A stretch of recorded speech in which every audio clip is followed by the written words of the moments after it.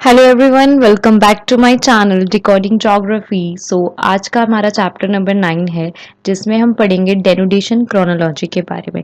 Let's get started. सबसे पहले ये जानना जरूरी है कि डेनुडेशन क्या होता है। जैसे जो डेनुडेशन का वर्ड है, डेनुडेशन क्रोनोलॉजी का, वो दो वर्ड से बना है, डेनुडेशन प्लस क्रोनोलॉजी। तो सबसे पहले डेनुडेशन का मतलब जानना बहुत जरूरी है कि ये होता क्या है। डेनुडेशन एक ऐसी प्रोसेस है जिससे जो हमारी टॉप मोस्ट लेयर होती है, जो हमारी अर्थ मतलब जो हमारी लैंड है उसके ऊपर की जो लेयर है, ये वाली, वो किसी न किसी वजह से जाके, वाटर की वजह से, आइस की वजह से, विंड की वजह से या वेव की वजह से, अगर वो उतरने लग गई, ठीक है, स्ट्रिपमेंट ऑफ होने लगी, ये लेयर निकलने लगी किसी भी कारणवश, उस प्रोसेस को हम डेनुडेशन कहते हैं। हाँ, वेदरिंग और इरोजन जब होता है तो उस प्रोसेस को हम डेनुडेशन कहते हैं। इससे क्या होता है, reduce in elevation and in relief of landform and landscapes. जितना भी एलिवेशन होता है या फिर जो रिलीफ होता है लैंडफॉर्म का, वो कम होता रहता है। ठीक है, लैटिन में इसको कहते हैं डेनुट्रे। इसका मतलब होता है टू अनकवर, एक लेयर को अनकवर करना, उधर से उतारना। The term denudation is the one of the oldest technical term in geology, referring to a consequence of stripping of loose weathered material from the landscape by various process of erosion। ये हमने previous videos में भी denudation बहुत ही अच्छे से पढ़ा है। Erosion, weathering, हमने सारे एजेंट्स होते हैं जो, जैसे एजेंट्स अगर आपको भी पता है और मेरी वीडियो देख रहे हो तो कमेंट सेक्शन में बताओ, जितने भी एजेंट्स होते हैं, आइस, विंड, ग्लेशियर्स, इंडिया कैसे कैसे इरोड करते हैं, कौन कौन सा लैंडस्केप डेवलप होता है, क्या लैंडफॉर्म बनता है, क्या इफेक्ट पड़ता है, ये सब हमने अपनी प्रीवियस वीडियो में करा है। अगर आपको जानना है और इसको डिटेल में, तो आप मेरी प्रीवियस वीडियो इसी चैनल पे है, देख सकते हैं। Denudation chronology. डेनुडेशन क्रोनोलॉजी का मतलब होता है रिकंस्ट्रक्शन ऑफ डेनुडेशनल हिस्ट्री। ठीक है, the earth surface as a history that leave traces. Traces means कुछ ना कुछ अर्थ की एक हिस्ट्री है जो अपने अपने एविडेंस डालती है, अपने एविडेंस छोड़ती है, तभी तो हमें पता चलता है कि अर्थ की कोई हिस्ट्री होगी। प्रेजेंट डे लैंडस्केप देख के हम ये बता देते हैं कि किस तरीके का डेनुडेशन प्रोसेस हुई हुई, क्या इरोड हुआ होगा, क्या वेदर्ड हुआ होगा। इस ट्रेसेस से हमें ये पता चलता है कि लॉन्ग टर्म में पहले लैंडस्केप कैसा होगा। जैसे मैं एक एग्जांपल लेती हूँ बहुत कॉमन सा, अगर हमारे पास ये ऐसा एक बहुत बड़ा सा पत्थर होगा, ठीक है, अब धीरे धीरे उसके ऊपर एयर एजेंट लगा होगा,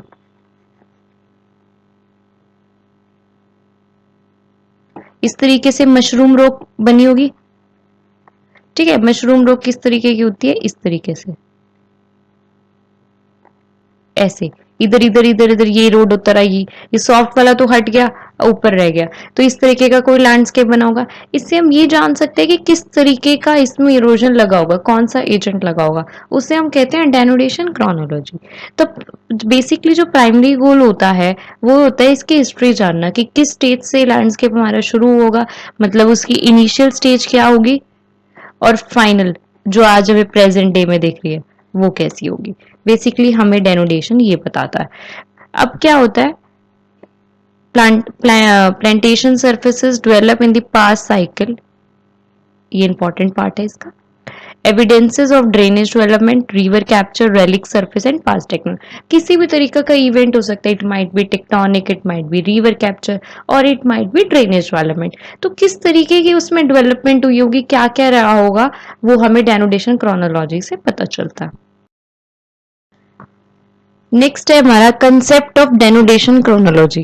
कुछ लॉज होते हैं, कुछ बहुत अच्छे जोग्राफर्स लॉज देते हैं कि जिस बेसिस पे अपनी बात को वो प्रूव कर सकते हैं। तो basically this is a primary base on historical और chronological approach of landform study which involves a basic concept such as there is a sequential change in landform through it. Sequence के ये कहते हैं कि बहुत सारे अप्रोचेस हैं landform study में, जिसका बेसिक कंसेप्ट है कि there is a sequential change in landform through a time. मतलब हमारे लैंडफॉर्म में सीक्वेंस वाइज चेंजेस होते ही रहते हैं, जो आज थी वो मिलियंस ऑफ ईयर नहीं होगी, थोड़ी थोड़ी थोड़ी थोड़ी चेंज होती रहेगी। जैसे कि हमारा जो, ऐसा भी कहते हैं और ऐसा हो भी रहा है कि जो हमारा ये अपना भारत है, थोड़ा सा ऊपर जाता जा रहा है। इंडिया जो का जो मैप है थोड़ा थोड़ा थोड़ा थोड़ा इस तरफ जाता जा रहा है। आए भी हम नीचे साउथ से ही है, तो यहाँ से ऐसे ऐसे जाता जा रहा है। अब ऐसा होता है क्योंकि वो धीरे धीरे धीरे, this is the denotation chronology process. इसमें कुछ प्रिंसिपल्स आते हैं, जैसे principle of uniformitarianism, cyclic nature of earth history, palimpsest topography, Davisian model of cyclic evolution of landform. चलो आगे चलते हैं। प्रिंसिपल ऑफ यूनिफॉर्मिटेरिज्म क्या कहता है? इसमें सिर्फ एक ही बात कहता है, प्रेजेंट इज की टू पास्ट। जो आज प्रेजेंट पे हो रहा है वो पास्ट को रिप्रेजेंट कर रहा है। जैसे कि the process that happened in the past is still happening in present, it means the present is की टू द पास्ट। जो प्रोसेसेस हमारे पास्ट में हुई होंगी हमारे लैंडस्केप पे, वो स्टिल आज के प्रेजेंट में भी हमारे लैंडफॉर्म में हो रही होगी। ये बेसिकली अर्थ की हिस्ट्री को समझने के काम आता है। ये हटन ने दिया था, geographer Hutton ने। He thought that the past history of our globe must be explained by what can be seen to be happening on now. This assumption the present day processes have operated throughout the geological time was the basic for the principle of uniformitarianism. इसका मतलब है कि जो भी हमारी assumption है present day की चीज़ों को देख के, प्रेजेंट चीज़ों को देख के जो भी हमने समझा है वो एक बेसिक प्रिंसिपल बताता है इस चीज़ का। चलिए next, cyclic nature of earth history बहुत इजी है। ये बेसिकली वही कंसेप्ट के ऊपर बात हो रही है। The concept of cyclic nature earth history transport करता है, इनकी कंसेप्ट करता है, we state that same physical processes and laws that operate today operated through geological time, although not necessarily always with the same intensity. कह रहे हैं कि ऐसा ही होता है कि जो पास्ट में प्रोसेसेस हुई होंगी हमारे लैंडफॉर्म में वो स्टिल हो रही होंगी हमारे प्रेजेंट में, बट माइट भी हो सकता है कि जो भी प्रोसेसेस होंगी वो उस इनर्शिया से, मतलब उस इंटेंसिटी से नहीं होंगी, बट होंगी वैसी, बट स्पीड वेरी कर सकती है, depends on different different conditions, but speed very कर सकती है, इंटेंसिटी वेरी कर सकती है, बट प्रोसेसेस तो सेम ही होंगी। पैलिम्पेस्ट टोपोग्राफी क्या कहता है ये?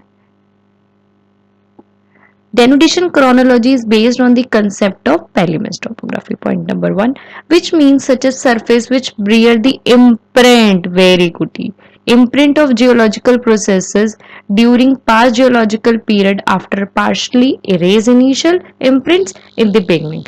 पैलिम्पेस्ट रेफर करता है मैन्युस्क्रिप्ट जो कि बहुत रिटर्न लिखी गई हो, इरेज हुई हो, फिर दोबारा बार बार रीराइट की गई हो। सिमिलरली क्या होता है, जो टोपोग्राफी रिप्रेजेंट करता है कॉम्प्लेक्स फीचर ऑफ रीजन, ठीक है, किसी भी रीजन की टोपोग्राफी उसका कॉम्प्लेक्स रीजन फॉर्म करता है, कि ये बताता है कि कुछ एक कॉम्प्लेक्स फीचर होगा जो कि रिटर्न लिखा गया होगा, जैसे कि उसका जियोमॉर्फोलॉजिकल प्रोसेस है, फिर उसको इरेज किया गया होगा और फिर प्रोडक्शन हुआ होगा न्यू रिलीफ की बहुत टाइम तक। ये इंपॉर्टेंट है, पेपर में तो एज इट इज लिख लेना, ठीक है। जियोमॉर्फिकल प्रोसेस में हुआ होगा और सेवरल टाइम में बार बार न्यू रिलीफ्स बने होंगे और हमने जो हिस्ट्री होगा वो री रिटर्न लिखी होगी।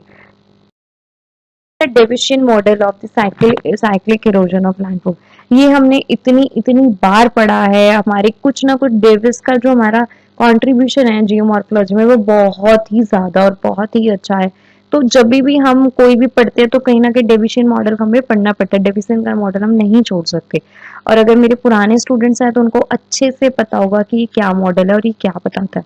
Davis cycle of erosion process of landform बताता है कि कैसे कैसे बहुत सारे जियोमॉर्फिक एजेंट्स को इवॉल्व हुए होंगे और बहुत सारी प्रोसेसेस का इंटरेक्शन हुआ होगा।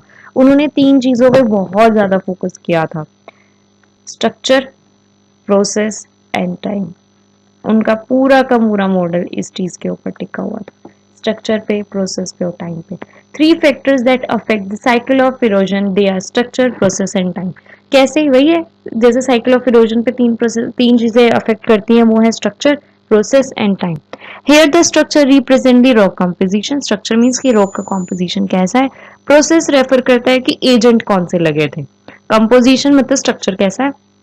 प्रोसेस मतलब कौन कौन से एजेंट लगे थे, like river, wind and time represent the span of time. Structure वही, कंपोजिशन, टाइप ऑफ रेट, ये बहुत सिग्निफिकेंट फैक्टर है जो रेट ऑफ इरोजन डिसाइड करता है कि किस रेट पे इरोड हो रहा होगा रनिंग वाटर से। प्रोसेस, ये एक एक्टिव एजेंट है इरोजन का, like running water, wind etcetera.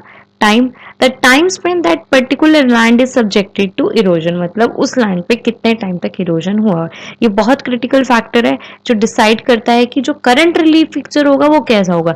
ज्यादा टाइम तक इरोड होगा तो करंट रिलीफ फीचर वो ऑब्वियसली अलग होगा, कम टाइम के लिए होगा तो मे बी शायद उस चीज पे अफेक्ट भी ना पड़े। तो ये होता है। और डिविजन में एक उन्होंने रिवर का एग्जाम्पल करा था, ये हमेशा आपको लिखना है। यूथ में रिवर होगी तो क्या होगी, फिर रिवर मैच्योर होगी तो वो क्या होगी, फिर रिवर ओल्ड हो जाएगी तो उसकी स्पीड स्लो हो जाएगी, उसकी जो कटिंग प्रोसेस होगी वो स्लो हो जाएगी। आप इसके अंदर इसको लिख के 3 पॉइंट्स में ये भी बता सकते हो। इसमें भी अगर आपको कभी लगता है 15 मार्क्स या 10 मार्क्स का आ गया तो आप वो आराम से लिख सकते हैं। Thank you so much. अगर आपने मेरी वीडियो यहाँ तक देख चुके हो तो प्लीज लाइक करें, कोई डाउट है तो कमेंट करें, मेरे चैनल रिकॉर्डिंग ज्योग्राफी को सब्सक्राइब करें, बेल आइकन जरूर दबाएं और टेलीग्राम चैनल को ज्वाइन कर ले ताकि आपको कोई भी नोट्स, कोई भी पीडीएफ और कोई भी करंट अपडेट वहां पे मिल जाए। Thank you so much.